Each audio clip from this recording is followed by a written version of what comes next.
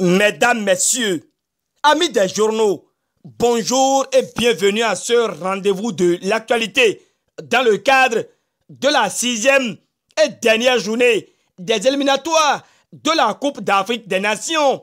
Égypte 2019, le Télégramme nous rapporte que les écureuils du Bénin étaient face aux éperviers du Togo dans l'après-midi de ce dimanche 24 mars 2019 au stade général Mathieu Kérékou de Cotonou. L'auteur de l'article expose qu'au terme de la rencontre, les coéquipiers de Khaled Adenon se sont imposés 2-1 et se qualifient à la 32e phase finale de la Coupe d'Afrique des Nations.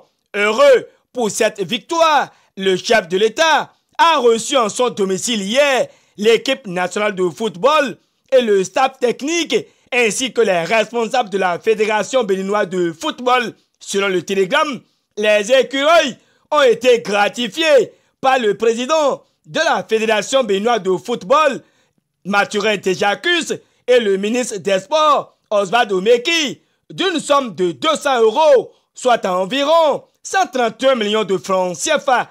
L'actualité poursuit et ajoute que Talon offre 500 000 € aux écureuils, tout en confirmant que Patrice Talon a encouragé les écureuils avec une enveloppe financière de 300 millions de francs CFA. Le matinal nous apprend qu'après 9 ans, les 11 nationales obtiennent le billet pour une 4e qualification.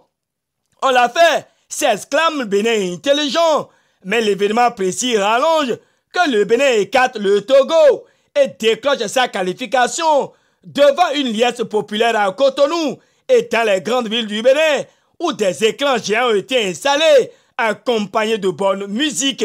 Rendez-vous en Égypte, écrit Le Progrès selon Dynamisme Info. C'est une victoire qui fait oublier un tant soit peu l'impasse politique. Cet oubli n'a été que d'une courte durée car l'informateur écrit qu'il y a plénière incertaine ce jour à l'Assemblée nationale. Le confrère s'exprime en ces termes simplement parce qu'il faut nécessairement attendre le rapport de la commission devant laquelle la loi dérogatoire a été affectée dans la frustration. C'est justement pour cette situation que l'événement précis mentionne que l'Union progressiste et le bloc républicain dénoncent la démarche et interpellent l'opposition.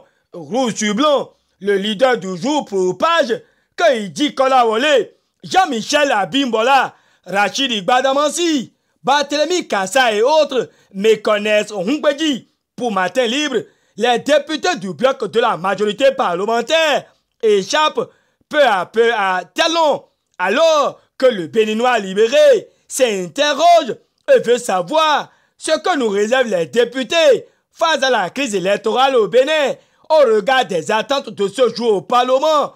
Point Média lui voit qu'entre réforme, action politique et élection, il y a un brouillard qui s'empare des progressistes et républicains.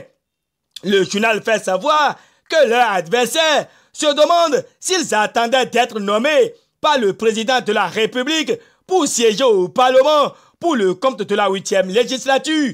Ce qui préoccupe Dynamisme Info dans ce point de presse, c'est tenir dans le délai conditionnel dans un esprit de consensus tout en livrant ce qui doit guider. Le journal de Parfait Bokor interpelle la conscience des députés pour ne pas saboter les efforts de Hongbeji avec pour titre « Recherche de solutions à l'impasse préélectorale au Parlement ».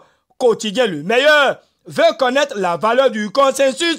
Déjà que Hongbeji joue sa partition, martèle le confrère. Déçu du climat politique qui prévaut au Bénin, la dépêche relate que notre pays est malade de ses institutions. Le même quotidien revient dans ce point de presse et aborde la rencontre effectuée entre le chef de l'État et Nicéphore Soglo, puis cherche à savoir ce que fera Talon après le tête-à-tête du 20 mars 2019 comme souhait. Dynamisme Info parle de l'initiative d'Amnesty en faveur des exilés et présage que c'est l'acte de Talon qui mettra en confiance toutes les composantes de la société. Même son de cloche par le Nouvel Observateur qui relève que pour une issue heureuse de la crise démocratique, Patrice Talon s'engage à respecter les anciennes lois électorales et à amnistier les exilés. Pas de compromis entre la dictature et la démocratie, martèle le Nouvel Observateur. Sans prendre de distance, le matinal signale que Nicéphore Soglo passe à côté de la demande d'amnistie pour les politiciens en fuite. Dans les colonnes de l'Audace Info, une situation de disparition mystérieuse de plusieurs milliards sous l'ex-ministre de la Culture de Yahi clignote. Selon le quotidien, Jean-Michel Abimbola sera rattrapé par le scandale de fonds d'aide à la culture. Pendant ce temps, Luc Sertondi Atroko, le maire de Boycon, est intronisé roi de l'éducation nationale selon l'événement précis. Oui, il est désormais intronisé roi Missirou de l'éducation nationale, certifie la Nouvelle Gazette. Le même journal a assisté au méga concert qui a eu lieu à Ouessé pour fêter les femmes et rassurer la population pour les élections législatives dans la 10e circonscription électorale. Le journal de Gabin Assogba affiche en manchette que Benoît Degla et Gilbert Déhou déclenchent la mobilisation générale pour la victoire du bloc républicain dans la 10e circonscription électorale. Terminons cette revue de presse avec l'Indépendant qui brandit que pour manquement grave à l'honneur et à la probité, 11 commissaires sont radiés de la police républicaine. Talon, plus que jamais décidé à lutter contre la pègre dans tous les secteurs, prolonge l'Indépendant. Fin de cette revue de presse. Réalisation et présentation, Gutenberg Sohou, GS Communication vous remercie et vous souhaite de passer une excellente journée de travail et un très bon début de semaine. À demain pour un autre rendez-vous d'actualité.